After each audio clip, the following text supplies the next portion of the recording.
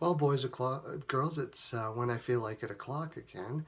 And I have been thumbing through my letters of people asking, why have I not done the Toronto Maple Leafs for the trade deadline? And the answer to that is because the trade deadline is hurting my head.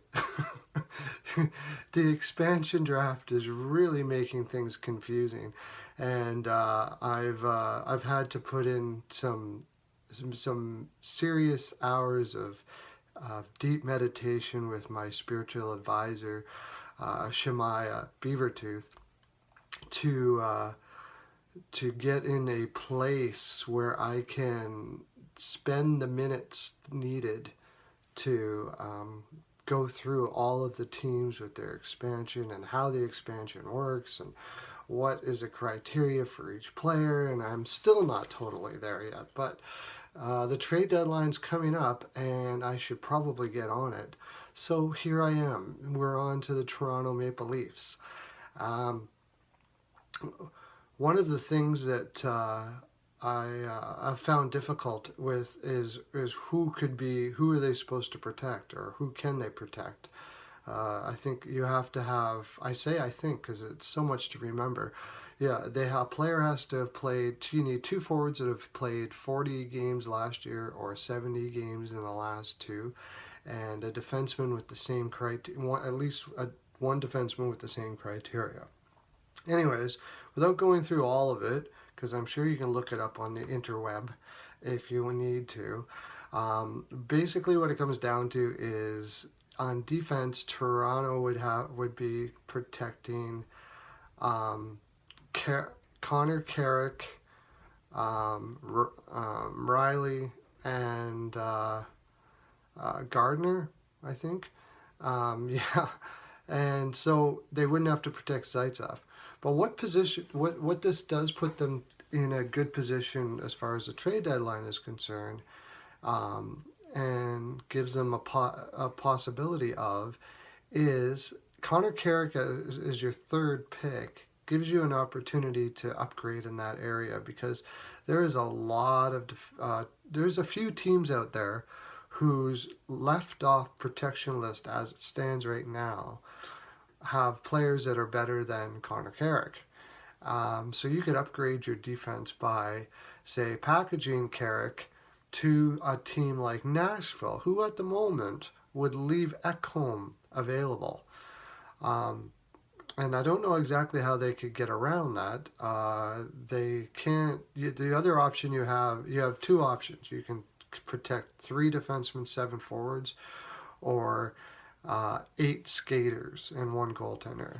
And so you could pick as many. Now they could take four defensemen and try to go with four forwards, but they're going to leave a lot of good forwards available if they do that. As it stands right now, it'd probably be their best option, but then they are going to leave somebody like um, Yarncroc, which wouldn't be too bad, or maybe even Neil with his high cap hit and his age and stuff like that. Somebody like that off. I mean, if I remember correctly, it'd be Forsberg, Johansson, um, Neil, and and Fisher, and then everybody else on their roster, like for instance Smith, would be left off, and they're not in a position to be given enough offense for free like that.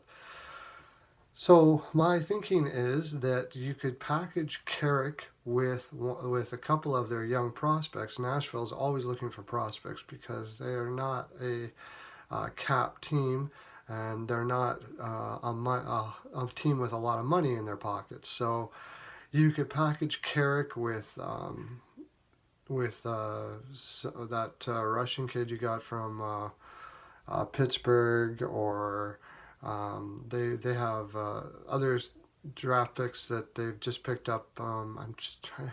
Their names are escaping me right now, but there's a lot of prospects that they have that they could package for a guy like Ekholm, and I would do that if I could. I mean, Carrick is a good defenseman, but if you can get Ekholm with a couple prospects, trading a couple prospects and Carrick, I'd be all over that. Certainly speeds up your rebuild, and you give Babcock a guy like Ekholm on your top four, and you are looking at a very good, starting to look at a very, or top three, you're starting to look at a very good defense in the future.